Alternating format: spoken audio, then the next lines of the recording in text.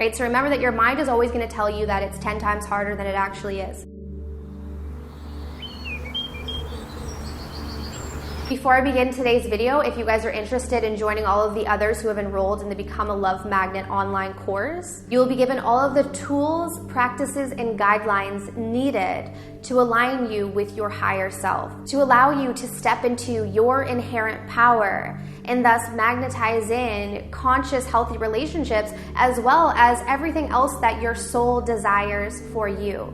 Because as we become in alignment with who we truly are, that is when the universe is able to provide what is truly meant for us. But without further ado, let's jump into today's video. Hey everyone, and welcome back to Kaylin Bowman. Be fiercely authentic, live your truth. So today I wanted to discuss co-creation when we're discussing manifestation. So as you guys know, I made a shift on my channel from, primarily just the law of attraction to shifting to more about spirituality, but also conscious manifestation. Because there's a huge difference between manifesting from our ego and manifesting from a conscious place. So in addition to that, we have the term co-creation. And what that means is that we are working in tandem with the universe to create the life that we desire. So when we look at the idea of co-creation from the egoic perspective, what often happens from that place is it can be very difficult to co-create, which means surrendering to the universe, right? Because our ego gets very fixated on specific ideas. So it's not to say that you can't manifest specific things. You can, but oftentimes if we feel this strong desire to focus on one specific outcome, like that has to be that specific job, it has to be that specific person, usually this is coming from the ego.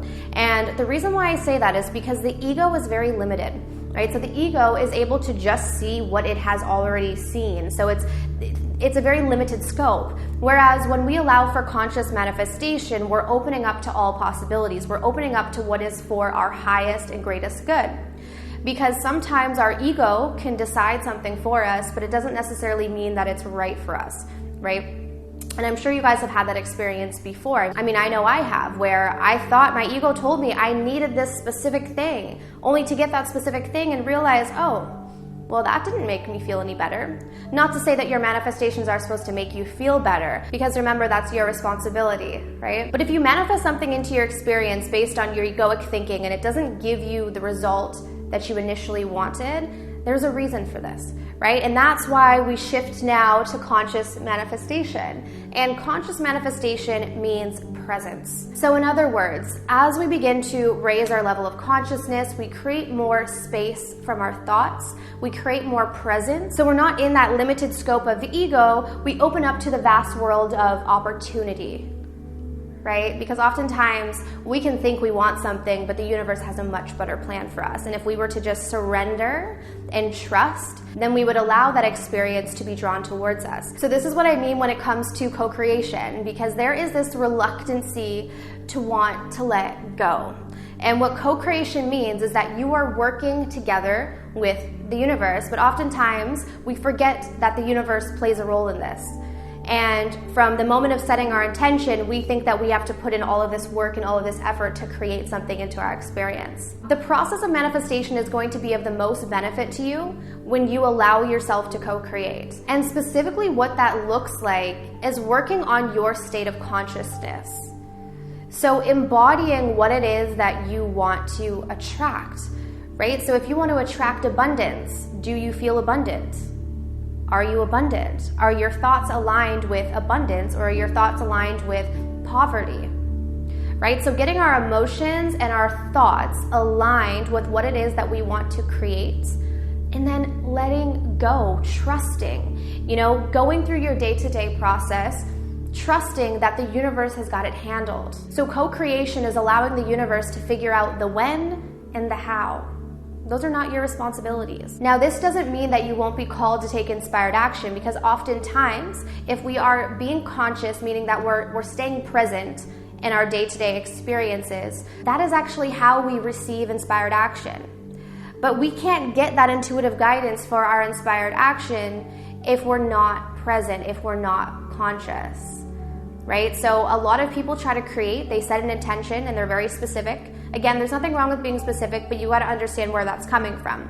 So people set an intention and then they feel like they have to force it, and then they're in their head all the time and they're not present. And when you're not present, you're missing out on opportunities for Spirit to reveal to you what it is that you've been asking for. So that is co-creation. It is you understanding what your role is, and then understanding what Spirit's role is, and learning how to work together in perfect harmony. So I know it's not an easy process, but as you begin to do this, and it can sometimes feel uncomfortable because it's not always easy to trust. It's not always easy to trust that if we let go of this, that it will be taken care of. And that's why we feel the need to force things. That's why we feel the need to constantly be on top of things. But try it out for a day or two. Try it out. Set your intention, get into the emotional state, align your thoughts, but live your life. Be present. So whatever it is, and what I mean by that is whatever you're doing, be there fully. If you are out with your friends, be there fully. Stop worrying about whether that money is going to come in. Be with your friends. In fact, being completely present and hanging out with your friends is what's going to draw in the money.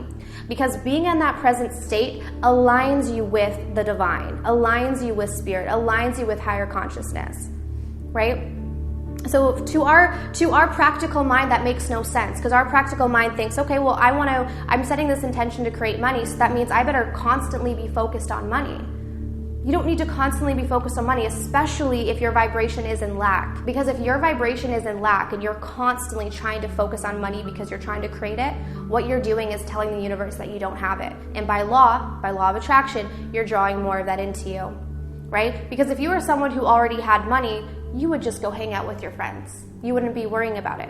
So we need to understand that there's a process to this, and it doesn't require as much effort as our mind is going to tell us, right? So remember that your mind is always going to tell you that it's 10 times harder than it actually is.